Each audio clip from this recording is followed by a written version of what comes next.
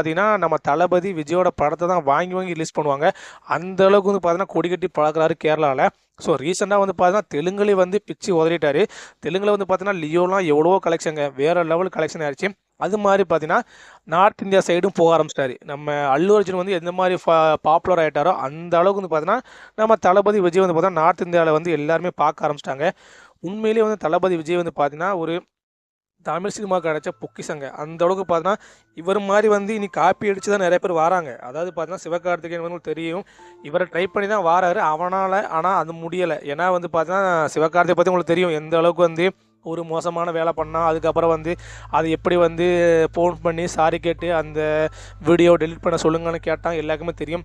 அதாவது வலைப்பேச்சுல சொல்லியிருப்பாங்க. இணையதள கூலிப்படைகள வச்சு எந்த மாரி வந்து இன்டர்நெட்ல வந்து அவங்க படத்த வந்து பாப்புலர் ஆக்க இது பண்றான் அப்படின்னு. பட் வந்து அந்த படம் அவ்வளவா போகல. அவருக்கு படம் போகாது. இனி அவனால ஜெயிக்கவும் முடியாது.